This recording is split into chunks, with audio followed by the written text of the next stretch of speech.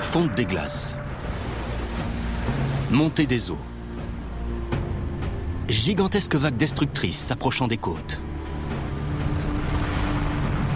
Il ne s'agit pas ici des gros titres ayant fait récemment la une de l'actualité, mais de faits attestés se rapportant à notre lointain passé préhistorique. À l'âge de pierre, l'Europe du Nord était un endroit paradisiaque. Ici est née une culture qui allait révolutionner le monde. Mais cette époque a aussi été marquée par de grands changements climatiques.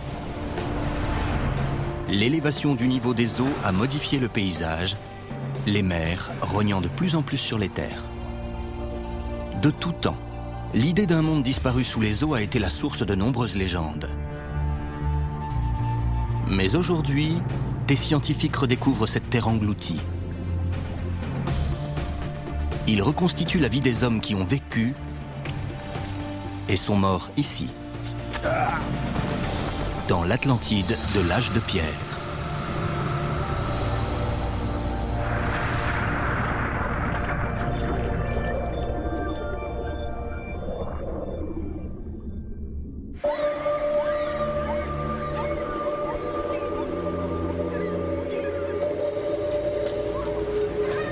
Le soleil ne s'est pas encore levé sur la mer du Nord que déjà les pêcheurs hollandais sont à l'œuvre.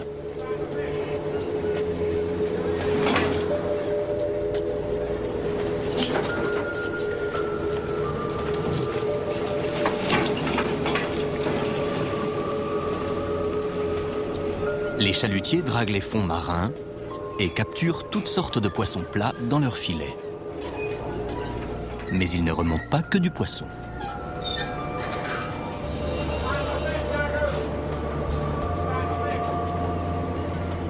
Le fond de la mer est jonché d'ossements préhistoriques.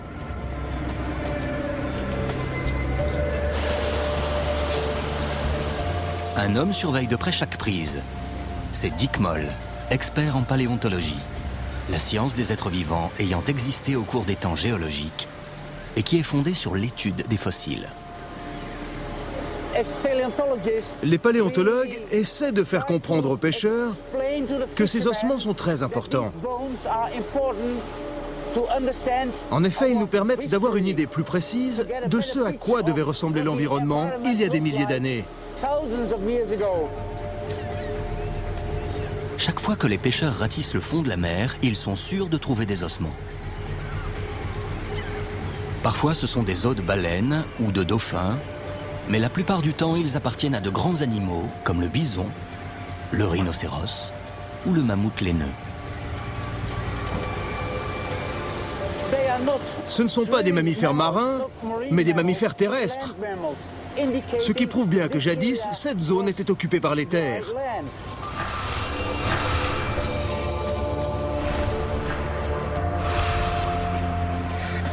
Là où il y a maintenant la mer, il a dû y avoir autrefois une grande plaine herbeuse. Et à en juger par les ossements que remontent ces pêcheurs dans leurs filets, ce devait être une plaine fertile, abritant vraisemblablement beaucoup de créatures différentes, dont nous, les hommes.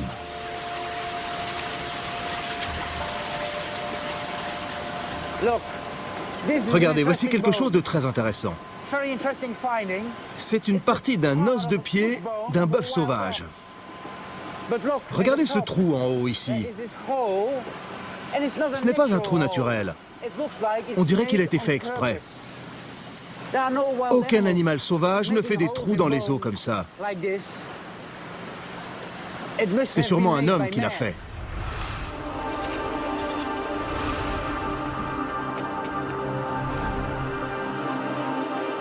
Une hache de pierre. Un outil façonné sur le modèle d'une ramure. Un artefact décoré d'entailles complexes. Tous ces objets ont été récupérés au fond de la mer du Nord. Et parfois, les filets remontent les restes des gens qui ont fabriqué ces artefacts. Des hommes qui vivaient il y a entre 8 et 12 000 ans, à l'époque du Mésolithique, en plein âge de pierre.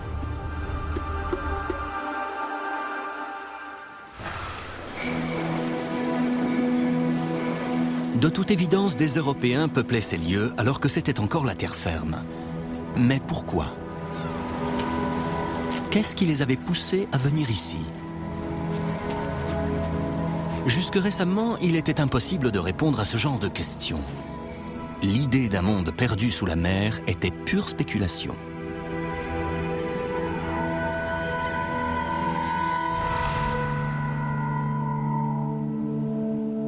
Pendant des siècles, les eaux des marais ont ramené à la surface de vieilles souches d'arbres, auxquelles on a donné le nom de bois de Noé, et que l'on croyait être des reliques du déluge biblique.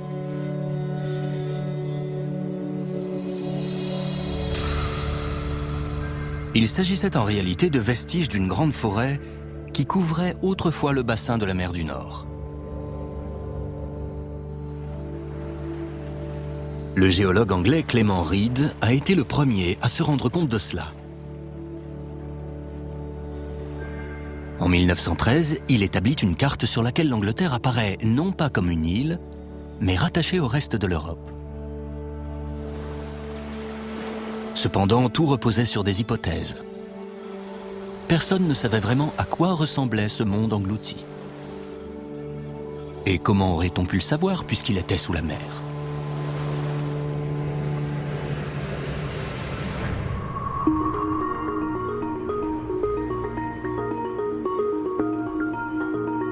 Mais en 2001, des archéologues de l'université de Birmingham émettent une riche idée.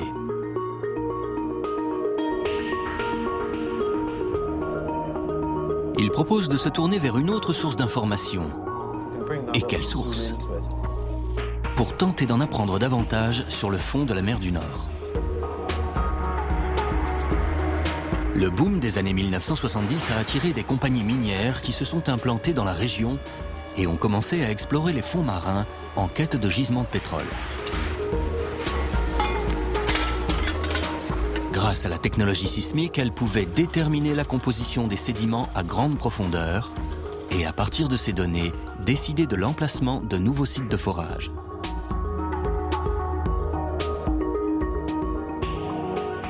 Puis, une fois qu'elles avaient servi, les données étaient stockées dans un coin.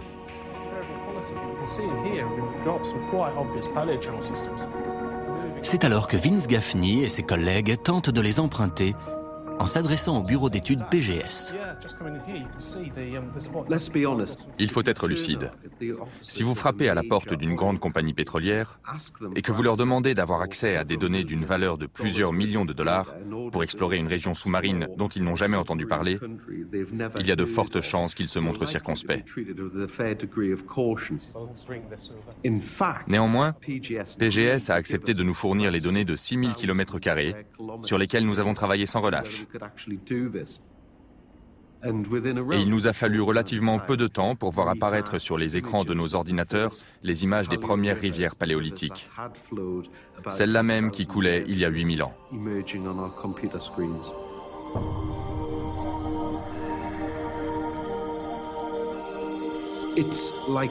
C'est comme s'aventurer en terrain totalement inconnu. Nulle part au monde, nous ne pourrions trouver de nouvelles rivières aujourd'hui. Pour ce faire, il faudrait aller sur Mars ou explorer l'espace. Et pourtant, c'est à ce genre d'expérience que nous nous sommes livrés.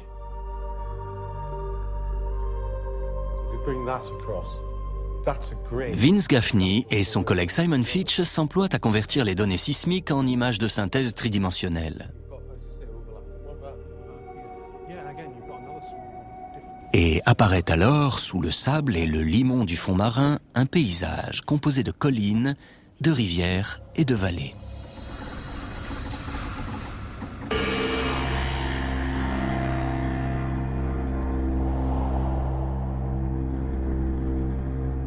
C'est la première fois que l'on peut dresser une carte du monde englouti sous la mer du Nord.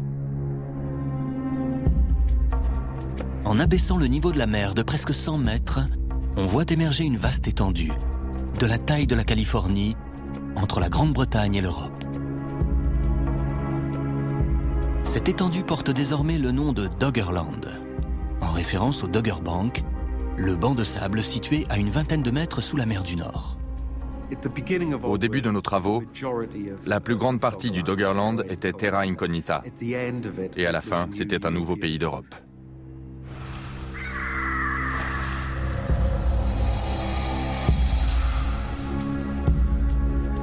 Ce pays européen abrite des bandes de chasseurs-cueilleurs nomades.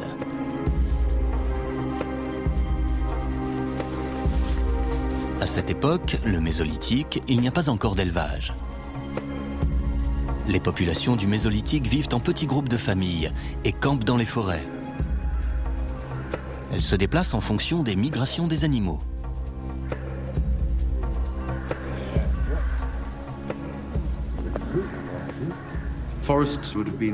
Il y avait beaucoup de forêts, beaucoup d'animaux, toutes sortes de ressources que les groupes de chasseurs-cueilleurs nomades pouvaient utiliser à profusion. Ces populations jouissaient d'un environnement optimal.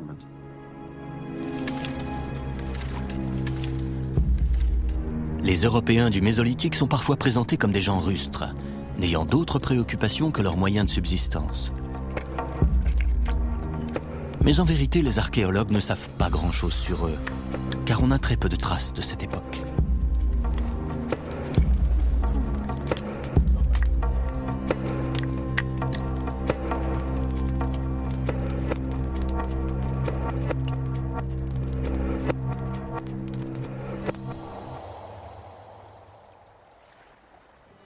On peut pallier à cette absence de témoignages en reconstituant le passé à partir d'une réalité virtuelle. Eugene Chung est informaticien. Il n'a pas fait d'études d'archéologie.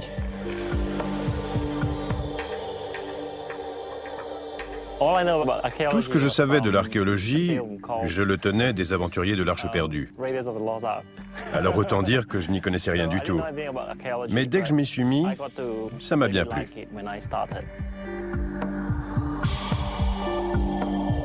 Vince Gaffney demande à Eugene Chung de l'aider à visualiser Doggerland et lui donner vie.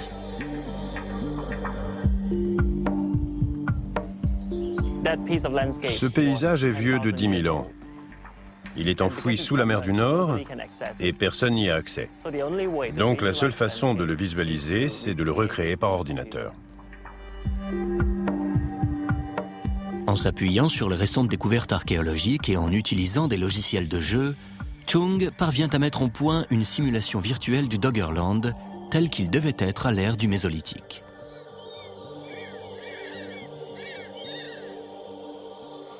Les arbres et les plantes sont reproduits d'après des exemplaires botaniques du Paléolithique.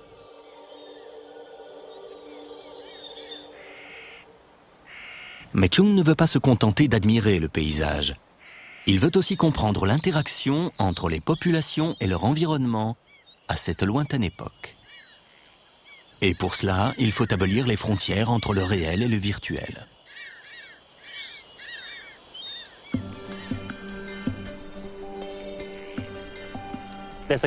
Il y a un concept dans la réalité virtuelle qu'on appelle présence. Cela correspond à un état psychologique où on a vraiment l'impression d'être là. Ainsi, plutôt que d'être assis au bureau à regarder un écran virtuel, on a simplement l'impression de le visualiser. Et on peut très bien utiliser cette technologie en plein air, de façon à ce que tous les sens soient impliqués. Chung pense qu'il peut approcher au mieux la sensation d'être dans le Doggerland s'il arrive à sentir le sol, le vent et la température quand il se déplace dans sa simulation virtuelle.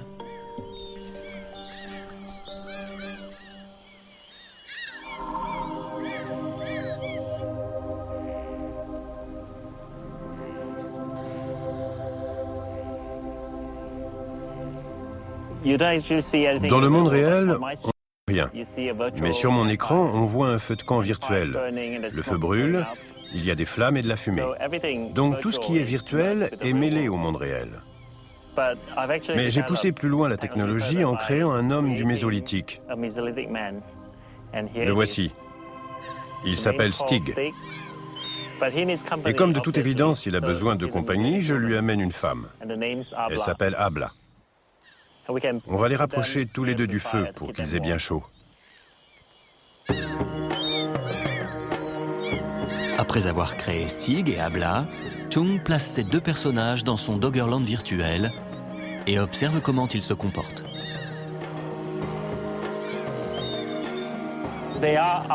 Ce sont des avatars qui ont une vie et une pensée propre. Ils sont autonomes, ils se déplacent tout seuls. Ils prennent des décisions en fonction de certaines règles qui leur sont imparties. Par exemple, s'il fait froid, ils vont faire un feu. Et s'ils ont faim, ils vont chercher à manger. C'est à eux de s'adapter à l'environnement.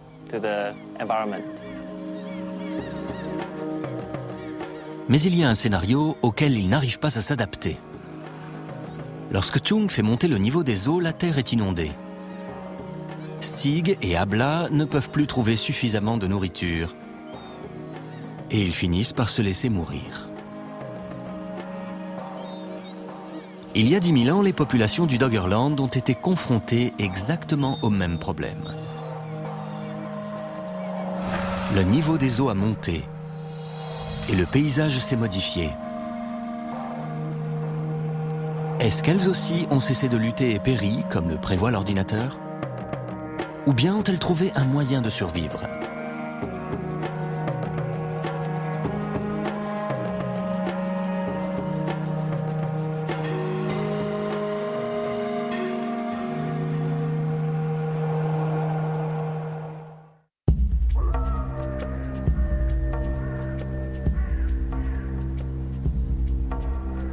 Au Mésolithique, de grands changements climatiques se produisent.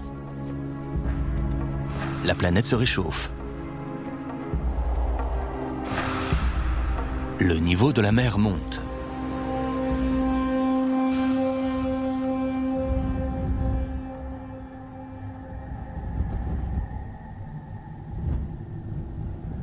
L'avenir du Doggerland est lié à la couverture de glace qui a recouvert l'Écosse durant la période de glaciation. Cette énorme couverture, d'une épaisseur d'1,5 km en son centre, a façonné de profondes vallées ici, dans les Highlands. Elle retenait une telle quantité d'eau que le niveau de la mer était 100 mètres plus bas qu'aujourd'hui, permettant ainsi à des zones comme le Doggerland d'émerger au-dessus des vagues. Mais avec la fin de la glaciation, il y a 10 000 ans, les couvertures de glace ont commencé à fondre et l'eau s'est répandue alentour.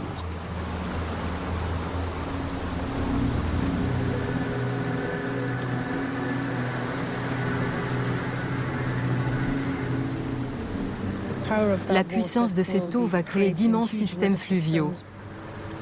De grands lacs vont se former et se remplir très rapidement.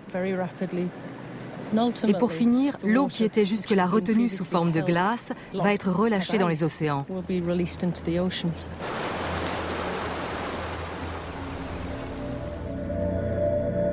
Partout dans le monde, le niveau des mers monte. En Europe, la mer du Nord engloutit peu à peu une partie du Doggerland.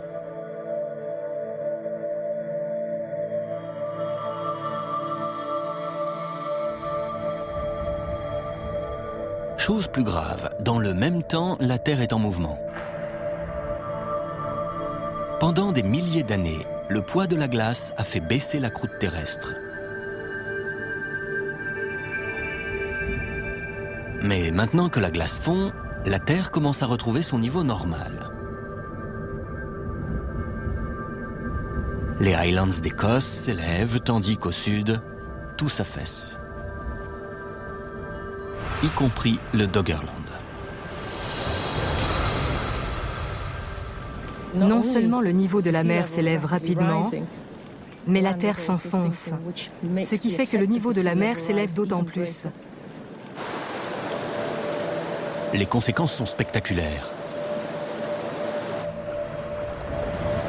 La mer du Nord gagne 1 cm par an.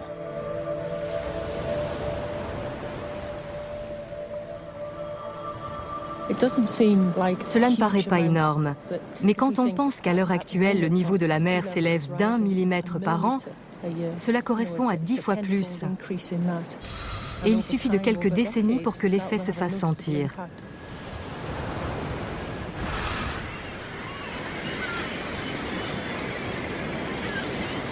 La seule preuve archéologique que nous ayons aujourd'hui de l'existence de populations sur le Doggerland nous vient de ces chalutiers de la mer du Nord qui, toutes les semaines, remontent à la surface des ossements et des artefacts datant de l'âge de pierre. Malheureusement, les archéologues ne peuvent pas faire de fouilles. Cette zone recèle tellement de richesses archéologiques et paléontologiques que nous aimerions beaucoup pouvoir la sonder et mener des fouilles sous-marines. Mais c'est pratiquement impossible. La mer est très profonde et il n'y a pas de visibilité.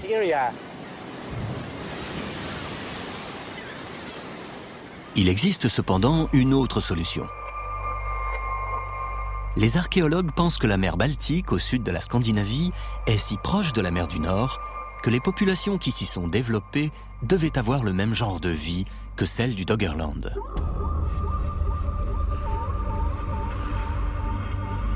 Au Mésolithique, une grande partie de la Baltique était de la terre ferme.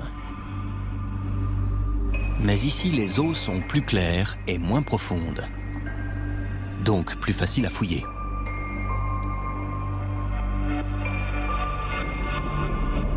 Depuis 2 semaines, des plongeurs s'activent dans la baie de Tuesday, près du pont de Storebælt, le plus grand pont suspendu d'Europe. C'est le Danois Jørgen Dencker, archéologue marin de tout premier ordre, qui dirige les fouilles. D'habitude, il s'occupe plutôt des épaves de bateaux, mais l'idée de découvrir un site du Mésolithique l'a séduit.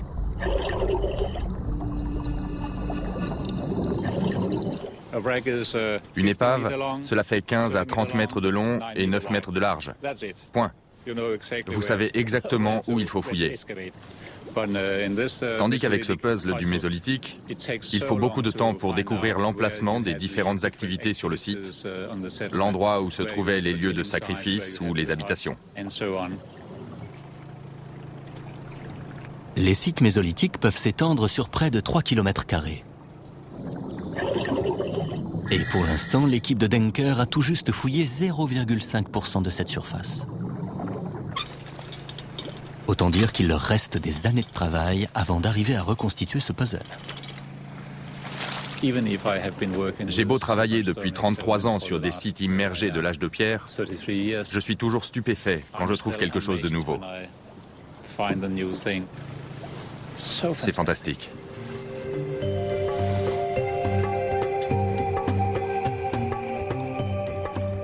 Afin de mieux saisir la signification des restes éparpillés à Tuesday, Dencker rassemble une équipe internationale de plongeurs. Parmi eux, l'archéologue américain David Robinson.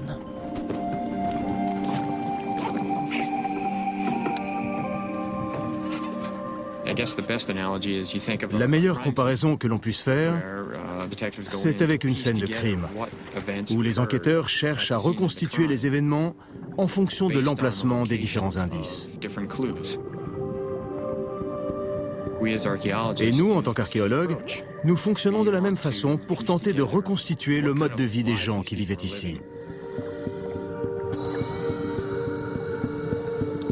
La surface du fond marin est nettoyée à l'aide d'aspirateurs spéciaux afin que les archéologues puissent avoir accès aux artefacts enfouis dans les sédiments.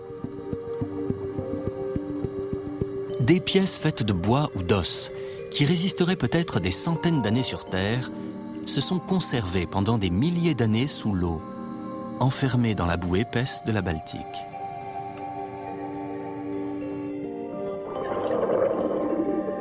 Ici, un morceau de ramure, sculpté par un outilleur du Mésolithique. Et parmi les déchets alimentaires, ce bout de crâne d'un bœuf sauvage, les restes d'un repas mésolithique. Sur le fond marin, il y a moins d'oxygène, moins de lumière, et les températures sont plus basses. Par conséquent, les artefacts sont mieux conservés et nous restituent une image du passé bien plus fidèle que tout ce que l'on pourrait trouver sur Terre.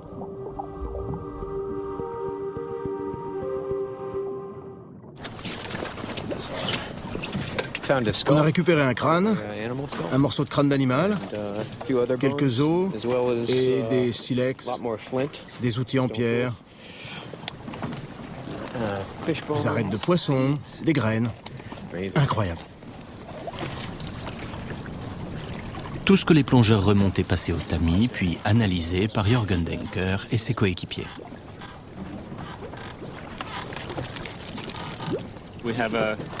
Nous avons ici un bout de poteau, taillé en pointe avec une hache en silex.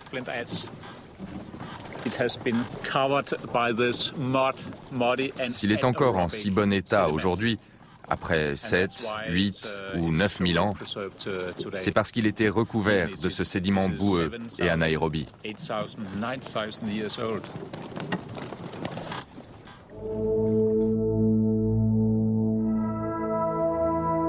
Toutes sortes de choses ont été repêchées ces dernières années dans les eaux du Danemark. Une pagaie en bois, une lampe à huile en argile, un petit hameçon avec un bout de corde encore attaché, et plus extraordinaire encore, des échantillons de tissu fabriqués à partir de fibres végétales.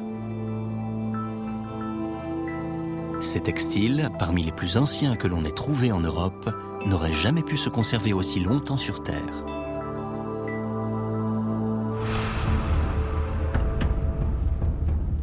De telles découvertes obligent les archéologues à réécrire l'histoire du Mésolithique. Car apparemment, les hommes qui vivaient à cette lointaine époque étaient beaucoup plus avancés que les scientifiques l'avaient imaginé.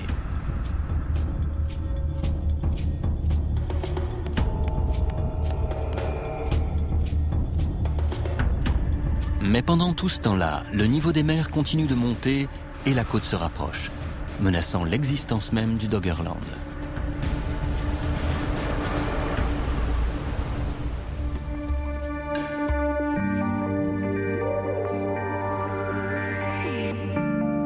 Cet entrepôt renferme un témoignage unique de la terre immergée. Des milliers d'échantillons de sédiments, de sable et d'argile, extraits des fonds marins autour de la Grande-Bretagne.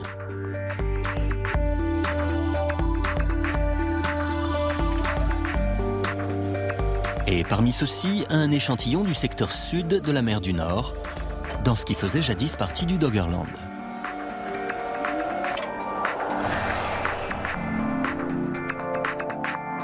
Ce spécimen remarquable est un parfait témoin de l'avancée des eaux sur la Terre.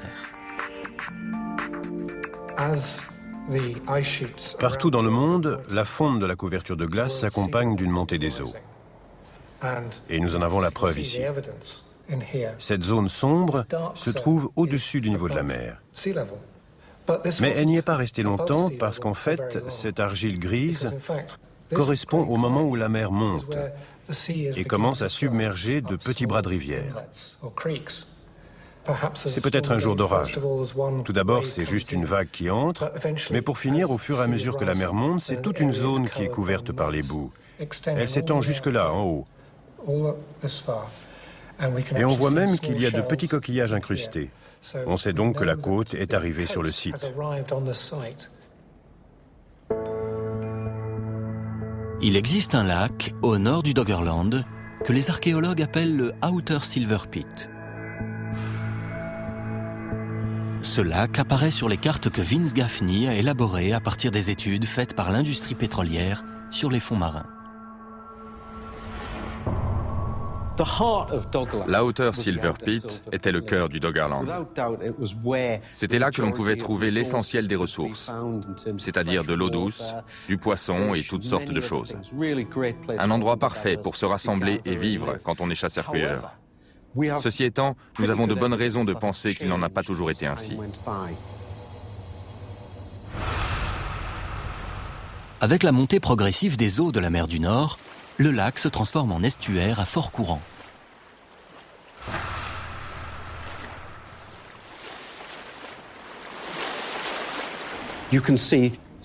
On voit des marques d'érosion là où les courants étaient suffisamment forts pour lézarder le fond de ce qui était autrefois le lac. L'avancée de la mer est telle qu'elle va changer la nature même du Doggerland. Et ce sera un changement total et irrévocable.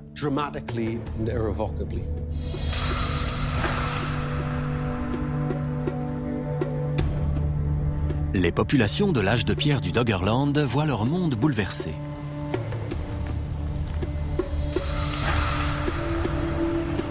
Les terres de l'arrière-pays deviennent des zones côtières. L'eau douce devient saumâtre. Et les arbres, au contact du sel, dépérissent. Dans un tel environnement, l'avenir est plus qu'incertain. Quand vous entendez parler d'un changement aussi profond et à si grande échelle, vous ne pouvez vous empêcher de vous dire « Mon Dieu, quel désastre !» Effectivement, pour les gens qui vivaient dans cette région, cela a dû être un véritable problème. Mais d'un autre côté, ce changement leur a offert de nouvelles opportunités. Ils ont perdu une partie de leurs ressources, mais ils en ont trouvé d'autres à exploiter. Ce n'était donc pas qu'une catastrophe. C'était aussi une perspective d'avenir. C'est exactement ce que suggère l'archéologie.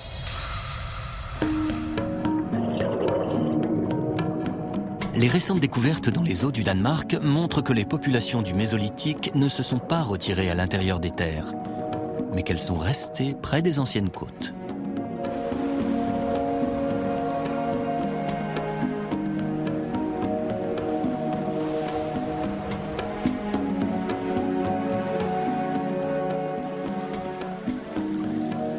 L'archéologue Anders Fischer pense savoir pourquoi. Il a établi une nouvelle théorie sur le mode de vie à l'âge de pierre. Selon lui, les populations du Mésolithique n'étaient pas tant de grands chasseurs que de grands amateurs de poissons.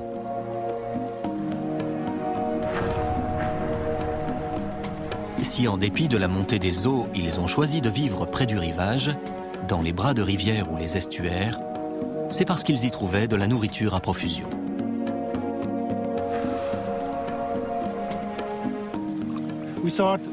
Jusqu'alors, nous pensions que les hommes vivaient principalement de la chasse. Mais à présent, nous savons qu'ils se nourrissaient principalement de poissons, et surtout de poissons de mer. Du poisson, encore du poisson, tous les jours, matin et soir.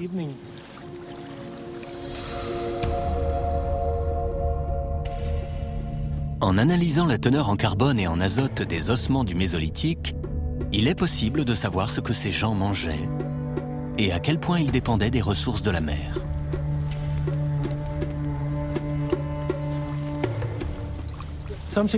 À cette époque, près de 60% des apports en protéines venaient des poissons marins.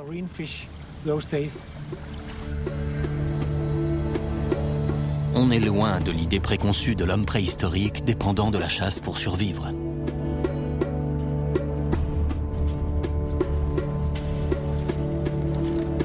Ici, sur la côte, il se nourrit des produits de la mer et met au point de nouvelles méthodes pour y parvenir. Le premier piège à poissons recensé date du Mésolithique. Il devait être très efficace puisque même actuellement, on trouve des modèles pratiquement identiques.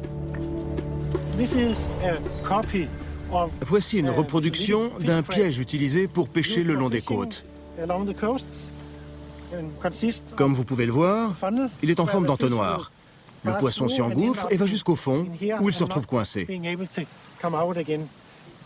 Le pêcheur n'a plus qu'à retirer la corde ici et à sortir l'entonnoir de l'eau pour récupérer le poisson.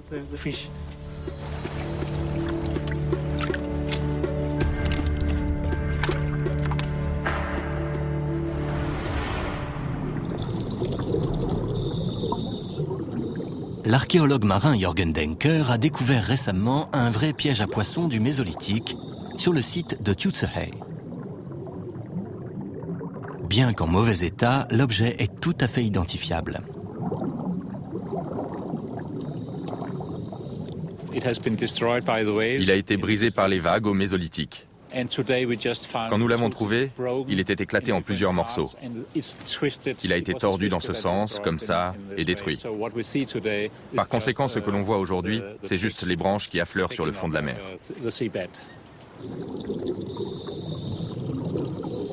On distingue même les fixations en cuir attachées autour des branches, parfaitement conservées. Mais ce piège à poissons est trop fragile pour être remonté à la surface. Les chercheurs vont donc le laisser tel qu'il est, pris dans les sédiments, et se contenter de prendre quelques photos pour les archives archéologiques.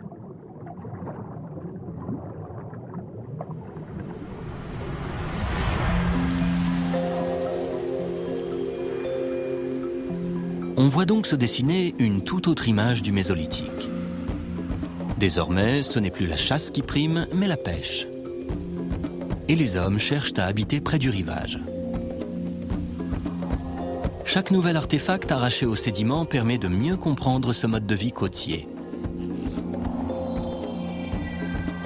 Et des éléments indiscutables viennent renforcer les thèses des archéologues.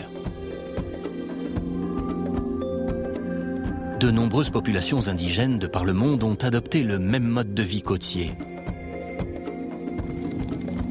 Tout comme les Européens de l'âge de pierre, elles vivent non pas de la chasse, mais de la pêche. Or, si elles ont réussi à se fixer et à développer des sociétés complexes, il y a de fortes chances que les Européens aient fait de même.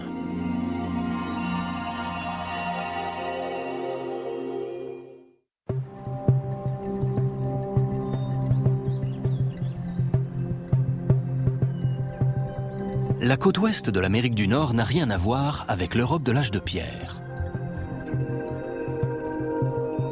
Mais les îles Haida-Gwaii, au sud-est de l'Alaska, sont un bon point de comparaison avec le Doggerland tel qu'il était au Mésolithique.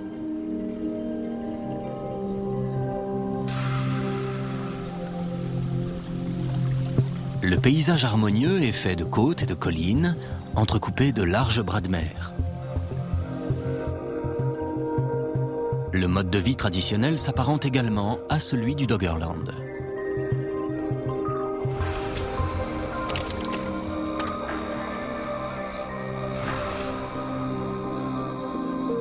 Les Haïdas sont depuis la nuit des temps des chasseurs-cueilleurs côtiers, utilisant à peine plus que la technologie de base de l'âge de pierre.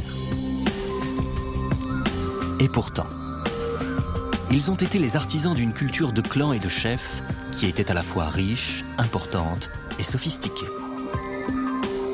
À tel point qu'au XVIIIe siècle, lorsque les premiers explorateurs européens ont débarqué, ils n'en croyaient pas leurs yeux.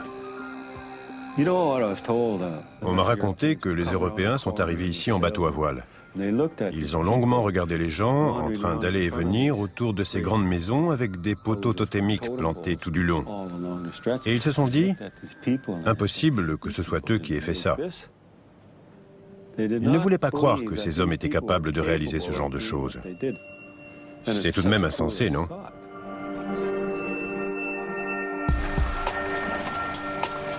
Si les populations côtières de Haida-Gwaii ont pu établir un mode de vie aussi riche, il n'y a pas de raison que les populations du Doggerland n'en aient pas fait autant. Toute société de chasseurs-cueilleurs dépend de ses réserves en nourriture pour prospérer.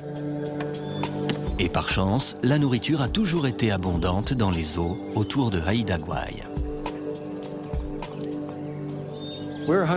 Nous étions des chasseurs-cueilleurs. Donc c'est dans la mer que nous allions cueillir notre nourriture. Et la mer regorgeait de saumon.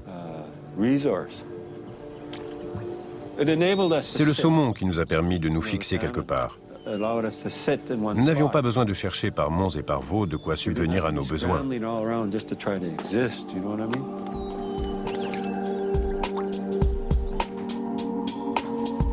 Le saumon est une excellente source de protéines, d'acides gras et de vitamine D. C'est la nourriture de base sur la côte nord du Pacifique. Il y avait également du saumon dans les mers autour du Doggerland, mais aussi du flet, de la morue et des anguilles.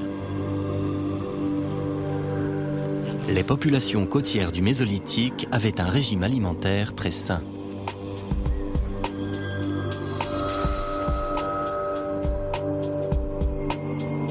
Chaque fois qu'il sculpte un poteau totémique, l'artiste Jim Hart sacrifie aux traditions de son peuple en ajoutant un saumon au pied du poteau.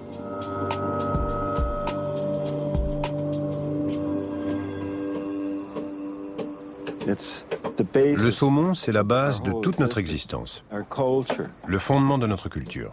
Et je le dessine sur le pied parce que pour nous, le pied du poteau, c'est la partie la plus importante du totem, la partie la plus forte. C'est ce qui nous maintient debout, qui fait ce que l'on est.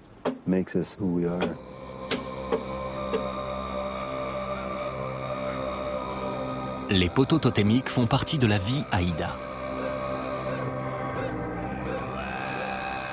Dans chaque village, il y avait des dizaines de totems différents en hommage aux chefs locaux.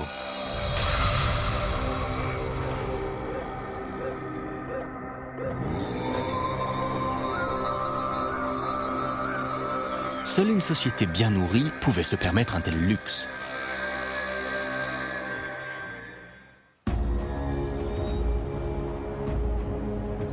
Pour les populations de Haïda, le bois est tout aussi important que la nourriture. La terre de Haida Gwaii produit des cèdres rouges géants. Et chez nous, les habitants de Haida Gwaii, cet arbre a toujours eu un rôle essentiel, aujourd'hui comme dans les temps anciens. Certains peuvent atteindre 3, 4, voire 5 mètres de diamètre. On les utilise pour faire des canoës, des maisons en longueur, des armes de guerre et même des objets sacrés. Tout vient du cèdre rouge.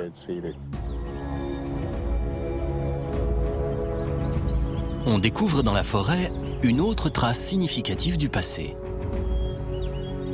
Un canoë pas tout à fait terminé, sculpté d'un seul bloc dans un rondin avec des outils de pierre rudimentaires. Personne ne sait de quand il date exactement, ni pourquoi il a été abandonné. Mais sans doute a-t-il été construit pour que les pêcheurs Haïda puissent partir en mer, attraper davantage de poissons.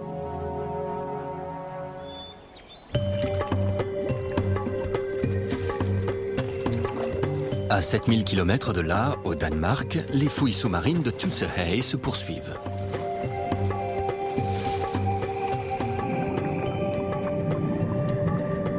L'archéologue Jørgen Denker a découvert les restes d'un bateau en rondin, identique à celui de Haida Gwaii.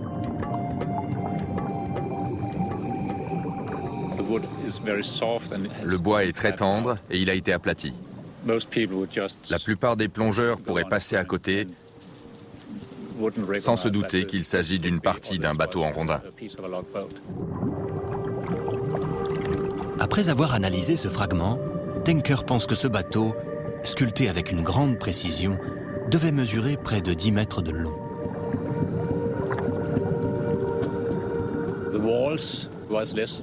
Les parois faisaient moins de 2,5 cm d'épaisseur sur les côtés et environ 2,5 cm sur le fond.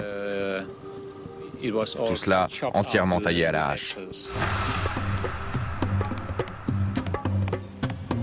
Bien qu'ils utilisent des outils plus rudimentaires que les Amérindiens, les Européens de l'âge de pierre construisent des bateaux comparables à ceux des Haïda.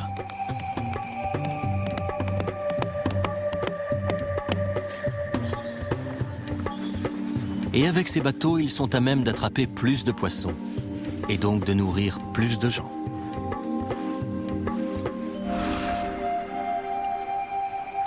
Tout comme à Haida Gwaii, les peuples qui vivent près des côtes au Mésolithique trouvent tout ce dont ils ont besoin dans leur environnement proche. Du poisson, du bois ainsi que des roseaux pour construire des huttes. Et c'est en utilisant ces ressources qu'ils vont être capables de se fixer et d'établir leurs racines. Tandis que les chasseurs sont obligés d'effectuer des déplacements saisonniers, les pêcheurs peuvent choisir les endroits où ils vont s'installer de façon plus ou moins permanente. Bien sûr, il leur arrive d'aller chasser en forêt quand l'envie leur vient de faire un bon repas, ou d'aller cueillir quelques baies à la lisière du bois. Mais comme ils tirent l'essentiel de leur subsistance de l'eau, ils vivent toute l'année près du rivage. Dès qu'une communauté se fixe quelque part, tout change. Les réserves de nourriture étant stables, le groupe s'agrandit. Et certains individus commencent à se spécialiser dans différents domaines.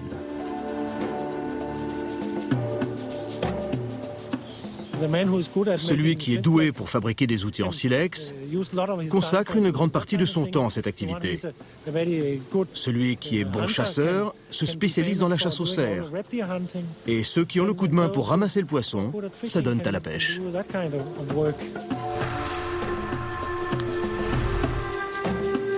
Cette spécialisation facilite la vie quotidienne au sein de la communauté.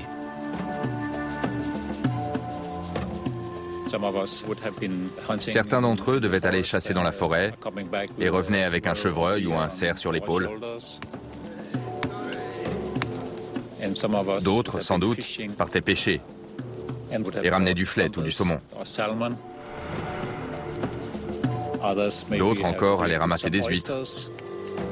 Et ensuite, ils s'asseyaient en rond et ils préparaient un bon repas. Pendant ce temps-là, il y en avait d'autres qui fabriquaient des outils. Et je suis sûr que certains d'entre eux devaient très bien raconter des histoires.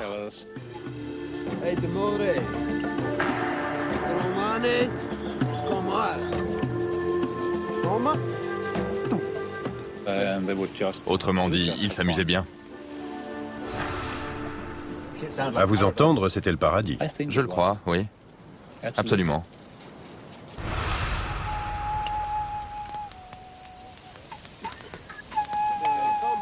C'est là un virage à 180 degrés dans la réflexion archéologique. On pensait jusqu'ici que le passage d'un mode de vie nomade à un mode de vie sédentaire s'était fait après le Mésolithique. Mais il semble que les populations vivant près des côtes s'y sont fixées dès cette époque, et ce, grâce à la générosité de la mer.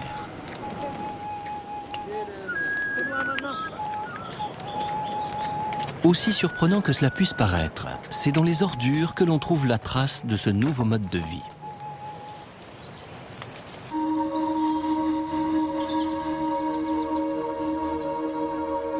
Aujourd'hui, le sud du Danemark s'enfonce lentement dans la mer, tandis que le nord du pays s'élève. Il s'agit d'une partie de l'Europe qui, comme les Highlands écossais, opère une remontée depuis la fin de la dernière glaciation. Ainsi, petit à petit, on voit émerger des zones côtières de l'âge de pierre.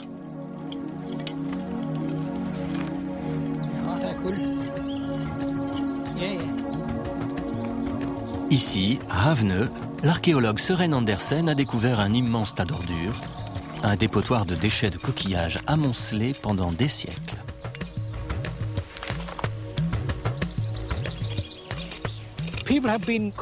Les gens ramassaient les coquillages dans la mer.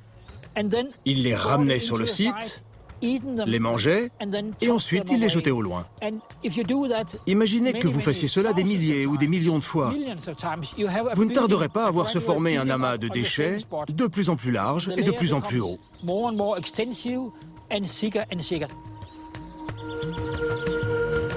Mais ces tas d'ordures du Mésolithique ne contiennent pas que des coquillages.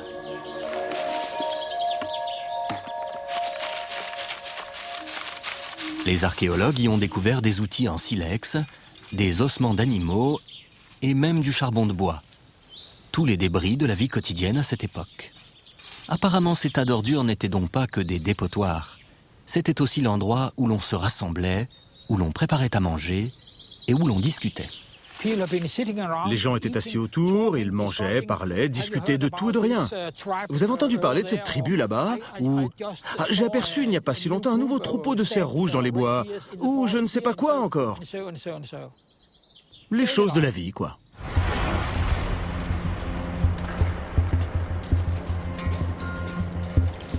Il semble étrange que les gens aient pu être attirés par un dépôt d'ordures, car les produits de la pêche en décomposition devaient dégager une odeur pestilentielle.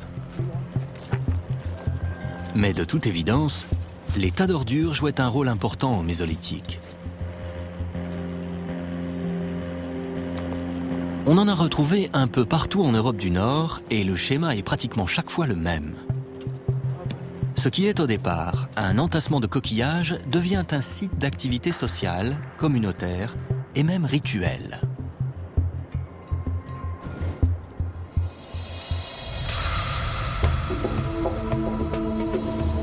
Il existe un autre tas d'ordures similaire, à 2500 km au sud-ouest du Danemark, sur une petite île française, au large de la Bretagne. Aujourd'hui, Ouédic est recouverte d'herbe. Mais sous l'herbe, il y a des millions de coquillages. C'est le site préféré de l'archéologue Grégor Marchand, un des plus grands experts français du Mésolithique.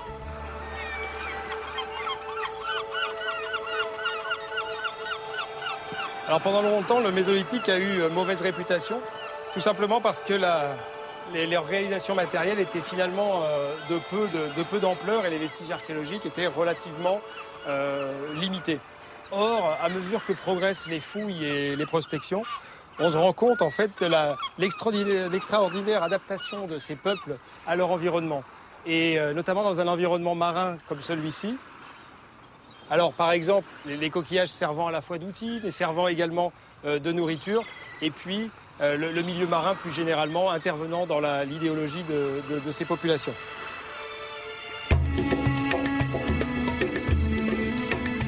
Saint-Just et Marc Pécard ont été les premiers à s'intéresser au tas d'ordures de Ouédic au début des années 1930. Ils ont trouvé, enfoui parmi les coquilles, quelque chose de très surprenant. Plusieurs squelettes humains, encore intacts, dans des sépultures taillées à même la main d'ordure. C'était là la preuve d'un rituel élaboré, à savoir l'inhumation systématique des morts. Les Pécard venaient de découvrir par hasard un cimetière mésolithique, l'un des plus vieux cimetières du monde. Le cimetière était composé de 9 tombes, une ici, une par là, une autre ici, et puis un ensemble de tombes dans cet endroit.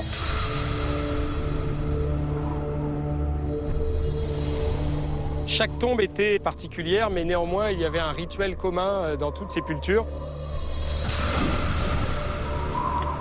Une fosse était creusée dans le niveau de déchets de cuisine, dans le niveau d'ordures. Dans cette fosse relativement petite, des pierres servaient d'encadrement aux défunts. Les squelettes du site de Ouédic ont pour la plupart été retrouvés drapés dans des peaux de bêtes, tandis que les corps étaient recouverts d'un pigment naturel, l'ocre.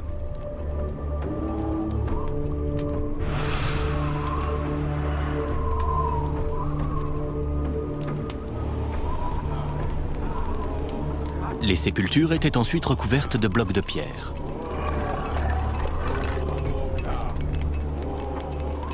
Et puis, de temps en temps, à côté de ces tombes, il y avait des foyers qu'on appelle foyers culinaires, autour desquels les gens venaient festoyer.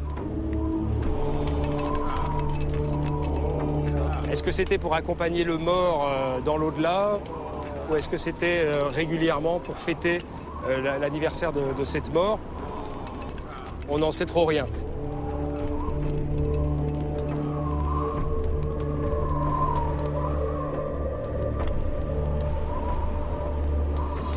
Le cimetière mésolithique apparaît vraiment comme le point d'ancrage de la société, à la fois comme un groupe, comme une collectivité, et puis comme un ensemble de familles qui se reconnaît comme tel au travers du temps.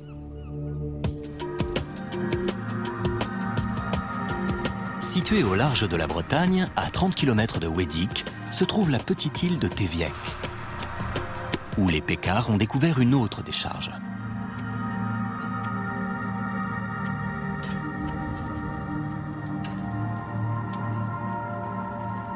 Et tout comme à Ouédic, le tas d'ordures renfermait un cimetière. À part le fait que celui-ci était plus grand, rien ne les distinguait. Les deux communautés apparaissaient tellement semblables que les Pécard ont pensé qu'il ne s'agissait que d'une seule et même population, établie sur deux sites.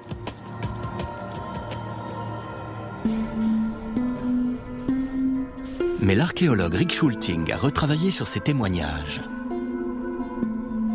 Et en analysant la teneur en carbone et en azote des ossements de Teviek et Wedig, il a pu déterminer ce que les gens mangeaient sur chaque site.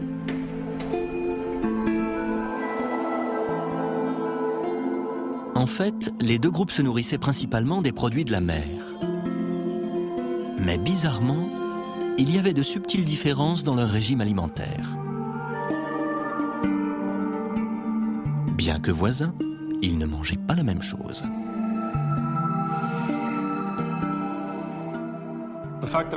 Le fait que l'on trouve des différences entre ces deux sites tend à prouver qu'il s'agissait de deux communautés distinctes. Le premier groupe était adapté à son propre environnement, le deuxième groupe à son environnement à lui. Et d'une certaine façon, cette séparation était maintenue. Ils entretenaient sans doute des relations amicales et devaient parler le même langage, mais en même temps, ils étaient distincts.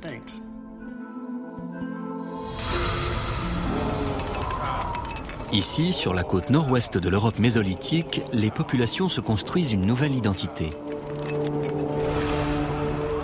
Fini la vie errante des chasseurs-cueilleurs désunis. À présent, ils semblent fixés dans le paysage et vivent en clans organisés.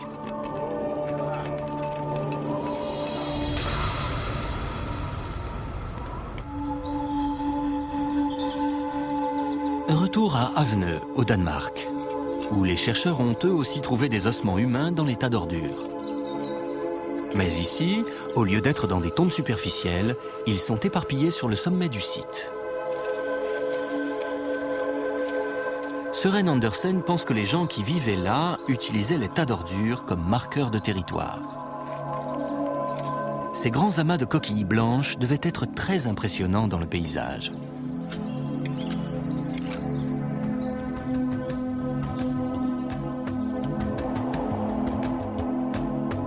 En laissant les morts au sommet du tas d'ordures, le clan envoyait un message à tous ceux qui se trouvaient sur la côte. Attention, ici, c'est chez nous.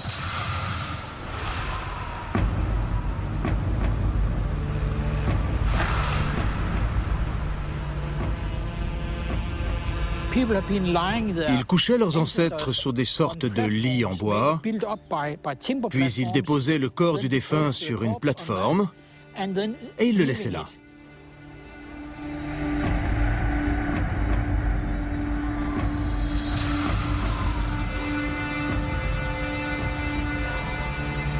C'est ainsi que procèdent les populations décidées à rester là où elles se sont installées. Elles se servent des ossements de leurs pères et de leurs aïeux pour revendiquer un droit territorial.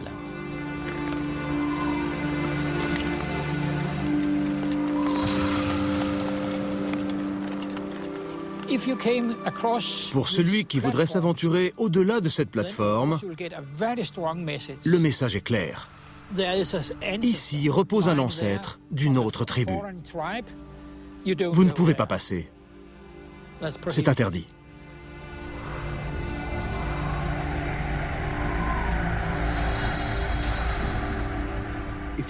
Une terre à laquelle vous donnez une valeur devient, en quelque sorte, votre terre. Par conséquent, les gens qui ne sont pas de votre terre, vous les considérez comme différents. Différents d'un point de vue social. Ils peuvent donc être vus comme une menace, voire comme un ennemi.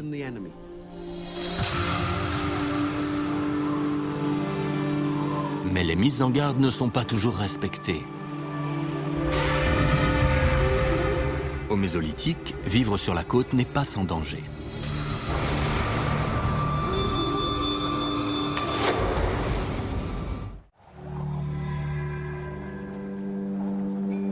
Sur la côte nord-ouest de l'Europe, les populations s'établissent petit à petit en clans et commencent à apprécier les bienfaits de la vie sédentaire.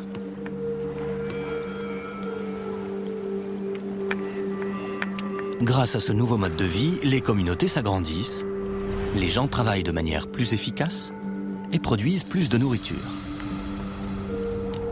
Mais tout cela a un prix.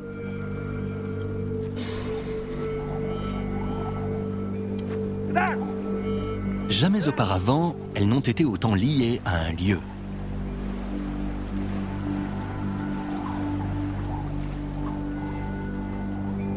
Elles sont dépendantes de l'accès à de bons sites de pêche. Et on a de bonnes raisons de penser qu'elles sont bien décidées à défendre cet accès si nécessaire.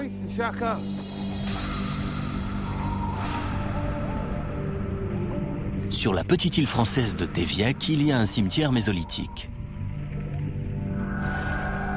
Et dans ce cimetière, les archéologues ont découvert des centaines d'ossements humains qui leur ont permis de comprendre comment les gens vivaient et mouraient à cette époque.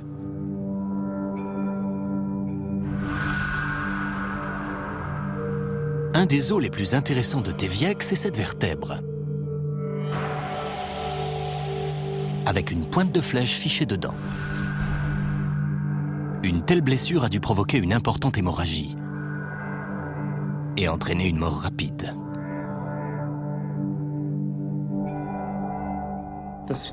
Cette flèche a vraisemblablement pénétré par l'avant. Elle a transpercé tous les organes et s'est enfoncée dans la colonne vertébrale. Et puis cet individu a reçu une deuxième flèche.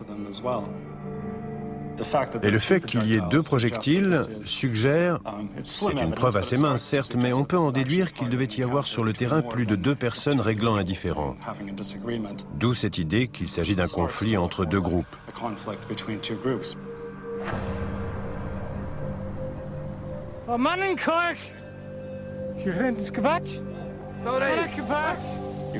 Il peut y avoir de mauvaises années, quand le poisson se fait plus rare par exemple, ou à cause d'empoisonnement par les coquillages.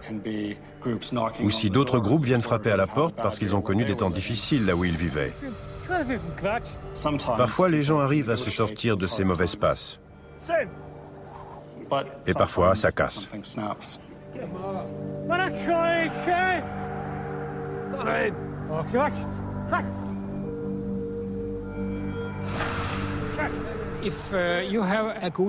Si vous êtes près d'une bonne zone de pêche, il y aura forcément des gens qui voudront aussi y avoir accès. Et de cette compétition vont naître des bagarres. Et donc le risque de recevoir un coup de massue ou de hache sur la tête ou une flèche en plein cœur.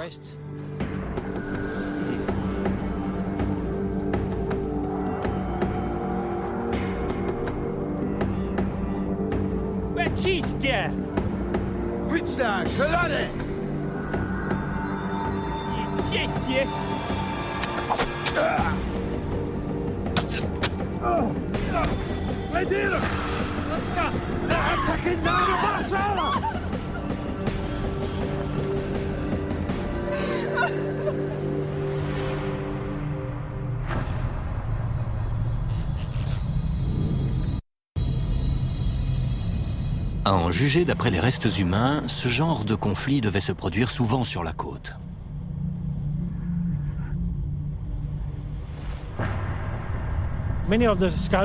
Beaucoup de crânes présentent des plaies profondes sur le front. À peu près la moitié de la population des hommes adultes ont été blessés en se battant avec d'autres hommes. Et je suppose qu'ils se disputaient le droit d'accès aux meilleurs endroits de pêche. Ce n'était pas vraiment le paradis sur Terre. C'était une société assez complexe.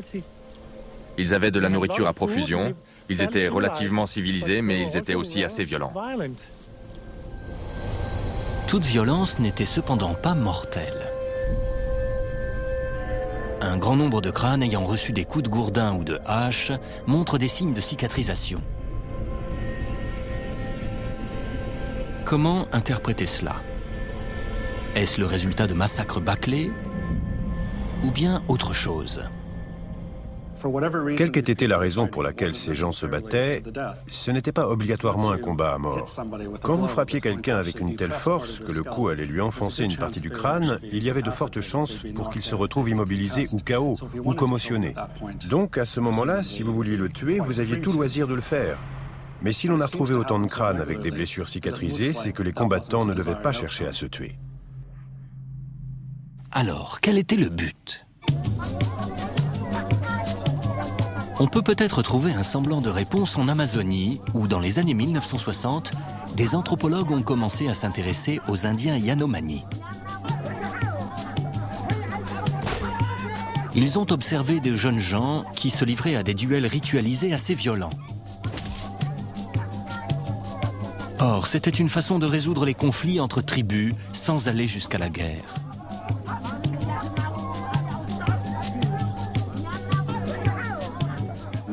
Les Yanomami sont un exemple typique de ces peuples qui règlent les différends qui peuvent survenir entre eux à certains moments en s'opposant dans des combats.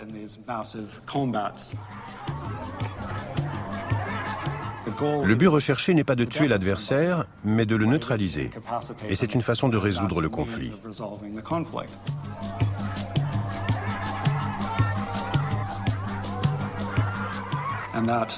Ces pratiques pourraient éventuellement nous fournir une indication sur ce fort pourcentage de traumatisme crânien que l'on retrouve dans certaines parties du Mésolithique. De tels crânes seraient alors un signe de progrès, de clans réprimant l'envie de s'entretuer.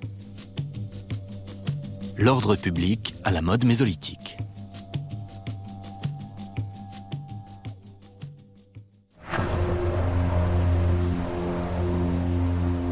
Mais durant toute cette période, il y a un ennemi qui échappe au contrôle de l'homme. La montée des eaux, qui a rendu possible le mode de vie côtier, poursuit inexorablement sa progression. Et les zones basses disparaissent peu à peu sous les vagues.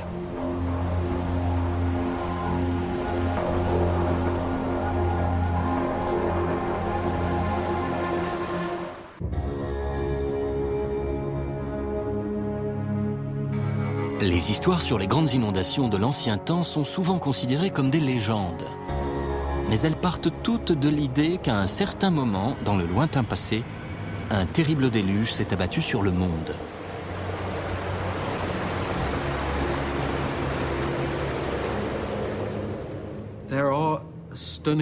Il existe un nombre incroyable de mythes qui font référence à des cultures ou des sociétés englouties sous les flots.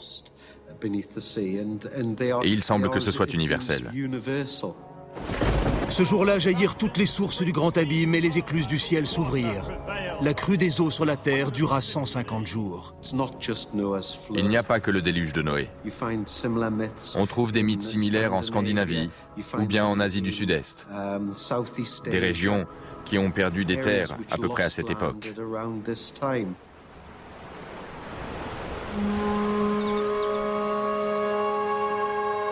Certains climatologues, comme Mark Meslin, pensent qu'il y a effectivement eu une inondation mondiale et qu'en Europe du Nord, elle a dévasté le Doggerland.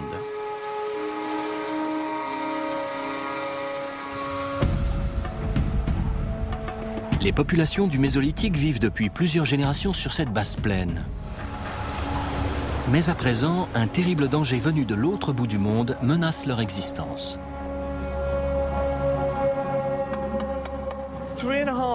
À plus de 5000 km de là, en Amérique du Nord, se trouve une véritable bombe à retardement.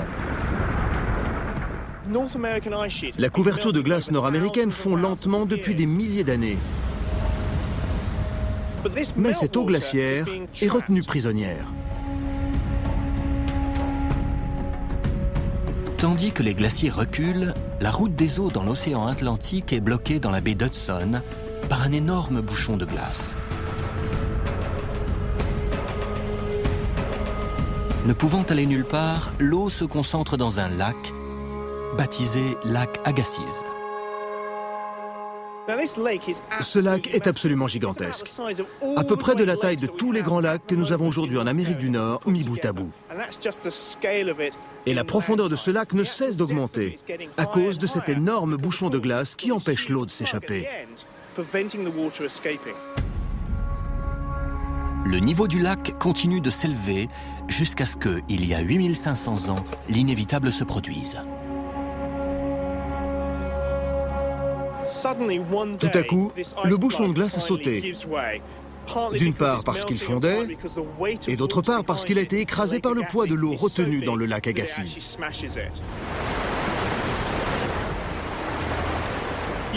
Imaginez, des milliards de tonnes d'eau se déversant dans l'océan Atlantique.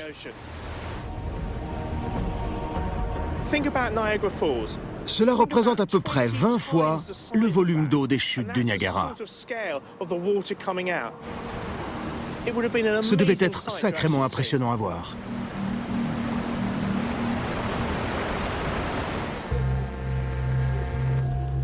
L'impact de cette brutale poussée des eaux se ressent jusqu'en Europe.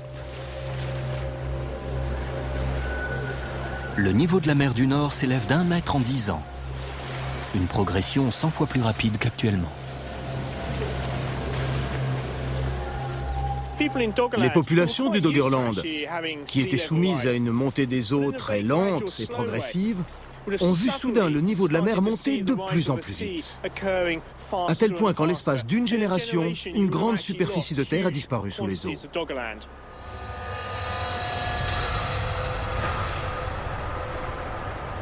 Le Doggerland et ses habitants sont condamnés.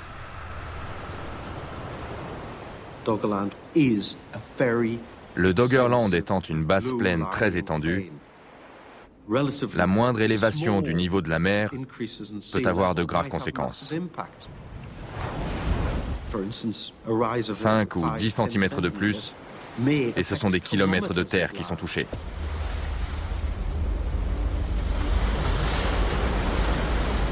Le changement est inévitable. Les populations du Doggerland ne peuvent rien contre ce qui est en train de se passer. Les petites collines vont devenir des îles, les îles vont devenir des bancs de sable, et pour finir, les bancs de sable vont être engloutis par la mer. Ils disparaîtront à jamais de la vue, et on en perdra même le souvenir. Les gens ne peuvent pas rester sans rien faire. La mer ne s'arrêtera pas pour eux. Ils vont donc être obligés de bouger. Le nord-ouest de l'Europe devient une terre de réfugiés. Et il n'y a rien de légendaire dans cette inondation. Les populations sont amenées à prendre des décisions cruciales.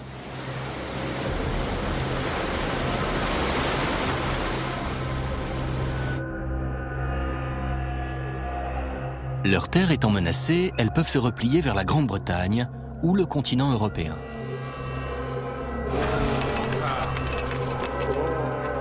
Mais où qu'elles aillent, elles risquent de se heurter à d'autres clans qui ont déjà affirmé leurs droits sur la terre. Elles peuvent aussi décider de s'établir sur une des dernières îles qui restent dans la mer du Nord.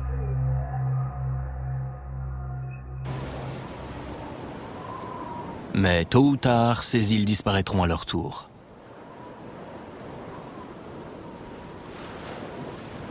Et quand la fin viendra, elle surgira avec une violence inouïe.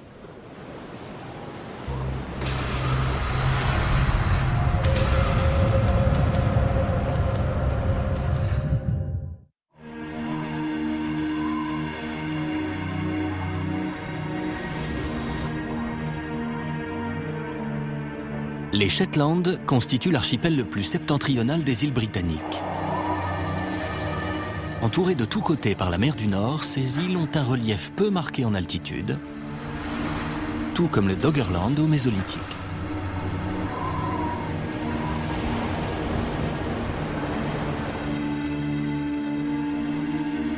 C'est ici que la géologue Sue Dawson a fait une découverte susceptible d'expliquer le destin final du Doggerland.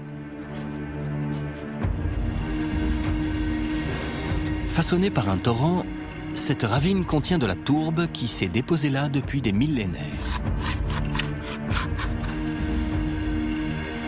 Et prise en sandwich dans cette tourbe, on trouve une couche de sable en provenance de la mer. Et à l'intérieur de ce sable, des fragments d'arbres et de roches. Autant de choses que l'on ne s'attend pas à trouver dans une crique d'eau douce. À certains endroits, on tombe sur de gros rochers pris dans le sédiment. Ici, par exemple, on en a un de taille relativement importante à l'intérieur de la couche de sable. Et il y a aussi du gravier. On a donc affaire à un mélange très chaotique. Il faut énormément d'énergie, une force immense pour déplacer ce genre de choses. Et c'est ce qui nous permet de dire que seul un événement exceptionnel peut avoir engendré cela.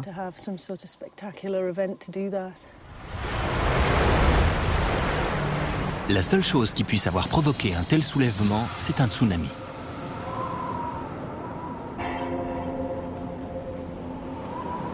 Revenons 8200 ans en arrière.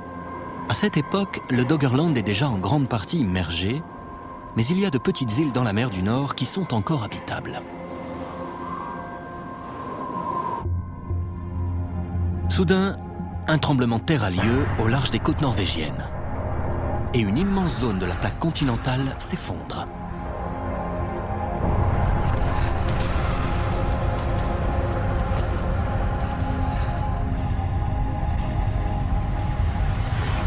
C'est le plus important glissement de terrain qui se soit jamais produit sous la mer.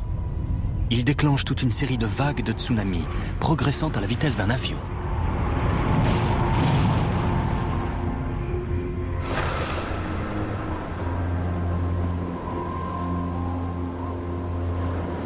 Les gens qui vivent sur la côte n'ont pas conscience de ce qui se passe au large. Pour eux, c'est un jour comme un autre.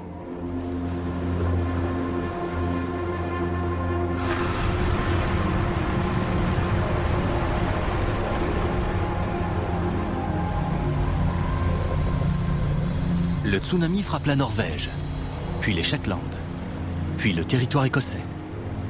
Et il continue d'avancer dans la mer du Nord.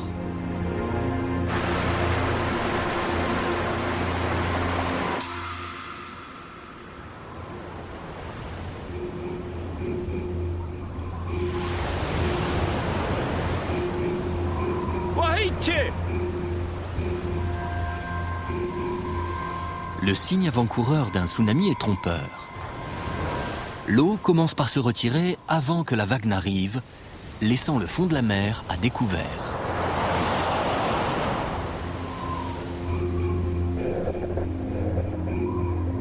Mais pendant tout ce temps, la vague dévastatrice s'approche.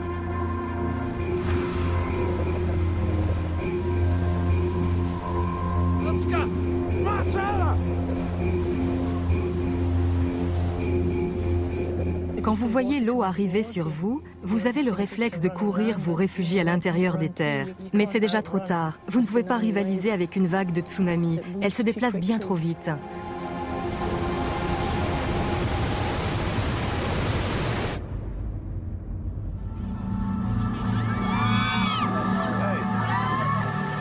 Le tsunami de la mer du Nord était d'une force comparable à celui généré en 2004 par un violent séisme dans l'océan Indien et qui a tué 250 000 personnes.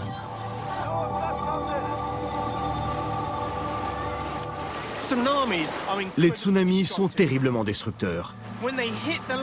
Quand les vagues déferlent sur la côte, elles arrachent les arbres et tout ce qui n'est pas solidement ancré dans le sol. C'est l'eau et les matériaux contenus dans l'eau qui frappent et démolissent tout sur leur passage. Le tsunami en Indonésie était doté d'une telle force destructrice qu'il a changé la géographie des pays qu'il a touchés.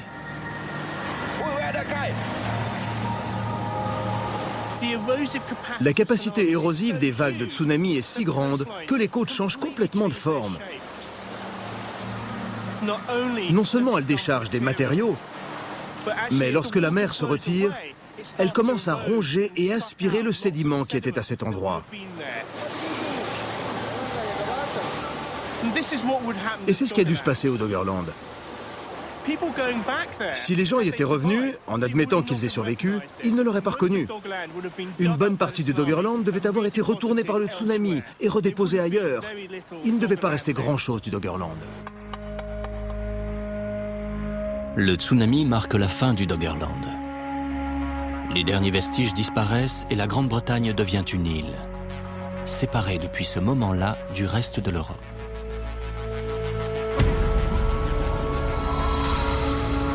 Mais les populations continuent de vivre sur les rives de la mer du Nord.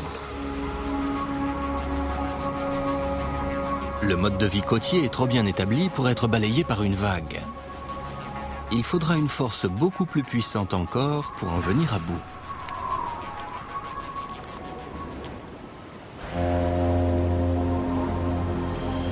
Il y a de cela 7000 ans, l'Europe était secouée par une nouvelle vague. Une vague de progrès.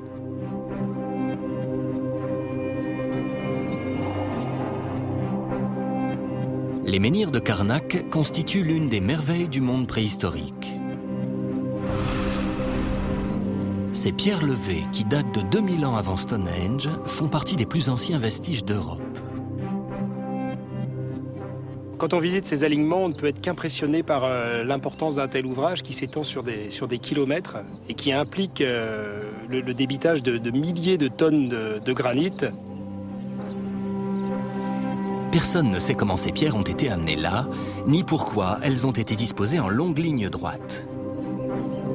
Mais pour l'archéologue Grégor Marchand, une chose au moins est sûre. Ces alignements de menhirs ne sont pas l'œuvre d'un quelconque groupe de chasseurs-cueilleurs.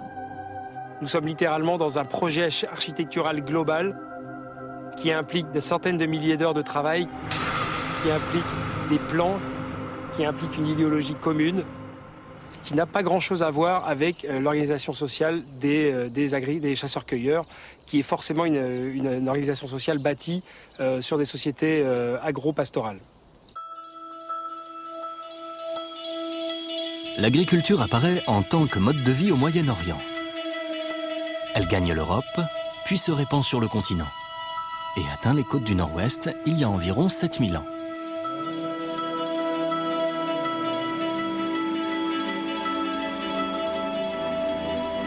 Les fermiers apportent avec eux de nouvelles denrées alimentaires, de nouveaux outils, de nouvelles façons de travailler.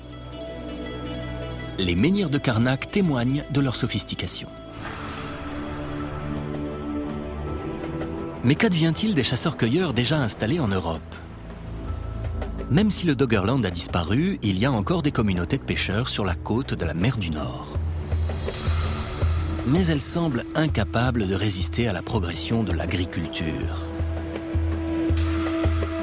Pendant des dizaines de milliers d'années, les chasseurs-cueilleurs nomades ont développé des systèmes très complexes de chasse, de cueillette, d'adaptation à l'environnement. Et que soudain, brutalement, ce système va basculer dans un système agro-pastoral extrêmement complexe. Cette espèce de basculement de civilisation, il est immense et il est vraiment unique à l'échelle de l'histoire de l'humanité. On ne sait pas très bien si les populations côtières de l'Europe mésolithique ont été décimées par les guerres, la famine ou les maladies. Mais ce qui est sûr, c'est qu'elles ont disparu, balayées par la révolution agricole.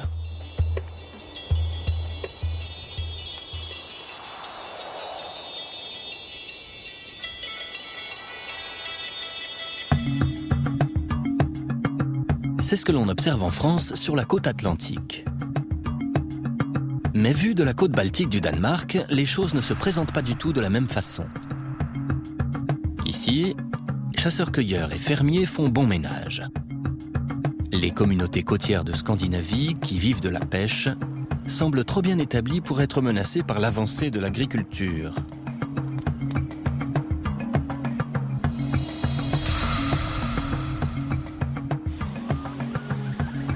L'archéologue Anders Fischer pense que le passage à un système agro-pastoral s'est fait en douceur.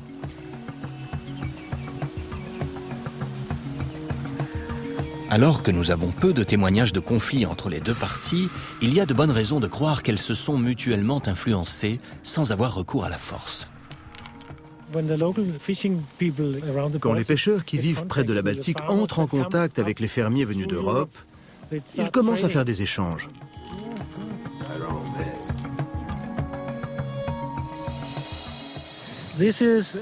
Voici une hache très spéciale, façonnée à partir d'une pierre qui n'est pas connue dans le nord de l'Europe. Maintenant, elle est érodée, mais à l'époque, elle avait un beau reflet vert. Elle brillait presque comme du verre, et c'était très prestigieux d'en posséder une. C'est donc une chose précieuse dont on peut se servir et qu'on exhibe à l'occasion pour montrer qu'on est quelqu'un d'important dans la société. Ces haches sont les objets les plus élaborés de l'âge de pierre. Et tandis qu'elles passent de main en main au fil des générations, des fermiers aux pêcheurs, de nouvelles idées font leur apparition.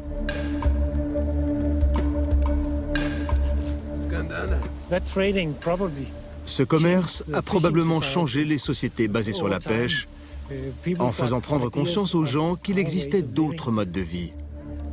Qu'ils n'étaient pas obligés de manger du poisson tous les jours, pendant toute leur vie.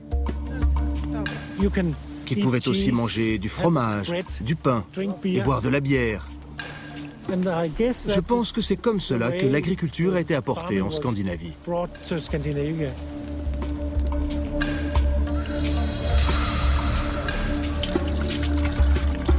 Séduits par le goût des nouvelles nourritures, les chasseurs-cueilleurs commencent à copier les fermiers. Ils consacrent moins de temps à la pêche et comptent de plus en plus sur les cultures pour satisfaire leurs besoins.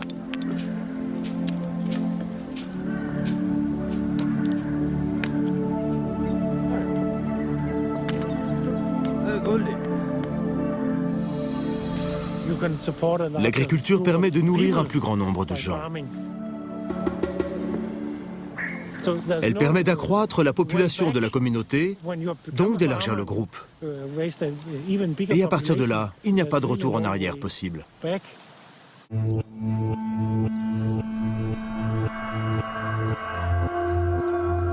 Les pierres de Karnak laissent penser qu'il y a eu une cassure nette et brutale entre les pêcheurs du Mésolithique et les fermiers du Néolithique. Mais en Europe, c'est peut-être plus une exception que la règle.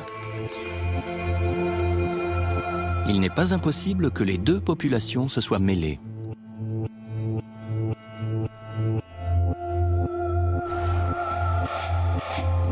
Un mode de vie prend fin. Pendant 4000 ans, la culture de la pêche sur les côtes de l'Europe a été aussi sophistiquée que n'importe quelle autre culture de l'âge de pierre. Et à présent, elle s'éteint. Mais les populations qui ont élaboré cette culture ne sont peut-être pas mortes. Elles ont peut-être simplement évolué, passant de la pêche à l'agriculture, et ont continué de vivre en Europe. L'ancien mode de vie n'a pas été totalement oublié.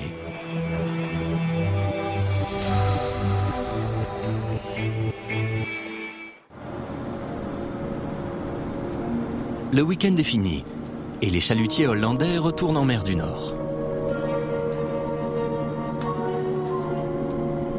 Leurs filets, conçus pour racler le poisson sur les fonds marins, ramassent aussi des ossements et des artefacts datant de l'âge de pierre.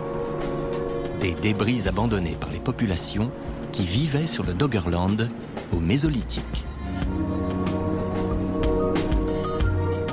Mais ces artefacts ne sont pas uniformément répartis dans la mer du Nord. La plupart proviennent d'une région basse, baptisée Brown Banks.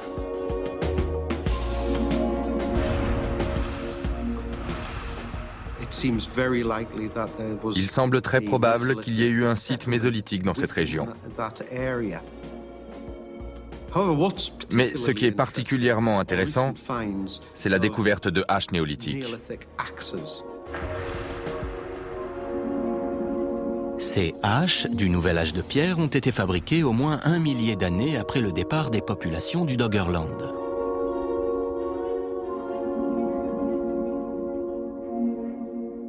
Et cependant, elles ont été trouvées sur le même site que les vestiges mésolithiques, où des populations vivaient des siècles auparavant.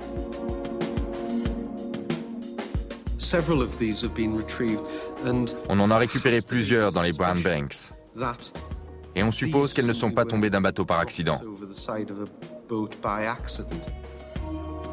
Il se peut très bien qu'elles aient été délibérément mises là.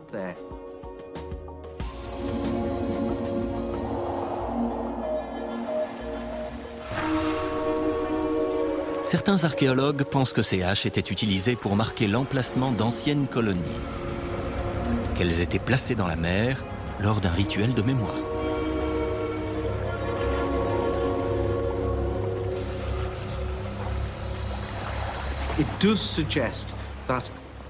Il semble que les communautés futures en gardent un souvenir. Elles attestaient de l'importance du Doggerland et des peuples qui y avaient vécu. C'est l'endroit où leurs ancêtres ont vécu, où des esprits ont pu séjourner. Autrement dit, leur terre originelle. Il ne fait aucun doute que même à l'époque, le Doggerland revêtait une grande importance.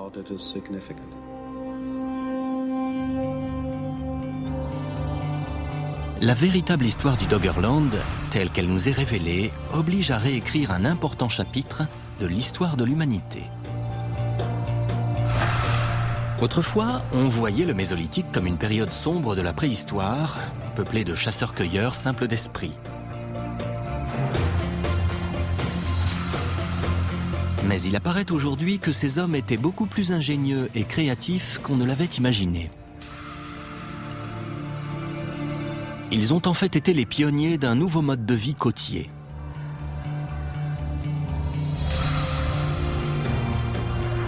Malgré l'élévation du niveau des mers, ils se sont fixés et enracinés quelque part.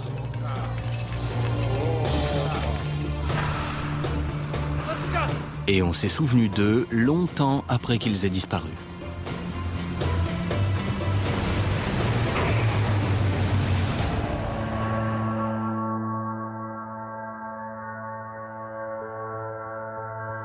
À présent, le Doggerland et ses habitants ne sont plus qu'un lointain souvenir. Mais 8000 ans plus tard, des millions d'entre nous font encore les mêmes choix, s'établissant pour les mêmes raisons près des côtes.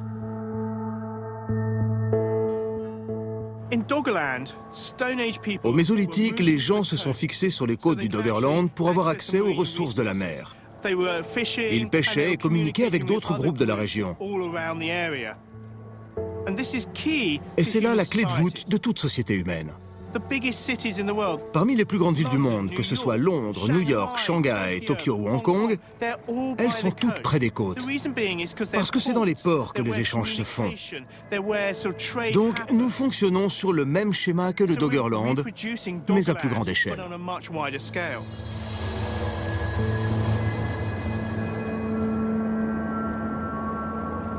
Et comme à l'époque du Doggerland, les populations actuelles sont menacées par les changements climatiques. Autrefois, la Tamise était une petite rivière qui coulait au milieu du Doggerland. Aujourd'hui, c'est un grand fleuve sensible à la marée, qui a besoin d'une barrière pour se protéger de la mer du Nord. L'éventualité d'une grande inondation à Londres se précise, d'autant plus que le niveau des mers continue de monter.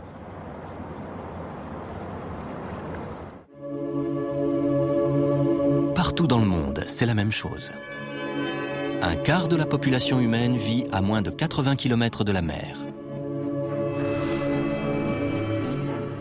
Or, si le niveau des mers océaniques s'élevait ne serait-ce que d'1 mètre, 20% du Bangladesh disparaîtrait. Et aux États-Unis, cela ferait des ravages sur la côte Est. Miami serait submergée et la Nouvelle-Orléans de nouveau inondée.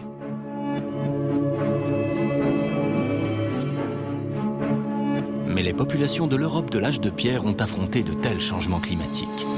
Et elles ont finalement réussi à s'adapter, migrer et survivre. Que nous enseigne l'histoire du Doggerland, que les changements climatiques ont toujours influencé les sociétés humaines. Mais aujourd'hui, nous avons des outils pour observer ces changements. Et nous avons donc les moyens de nous y adapter avant d'en subir les conséquences catastrophiques. Sommes-nous vraiment décidés à tirer les leçons de notre passé préhistorique? Toute la question est là. Ce qui est sûr, c'est que les enjeux sont énormes. Si le niveau des mers continue de monter, nos colonies risquent de subir le même sort que les leurs, c'est-à-dire d'être englouties sous les eaux.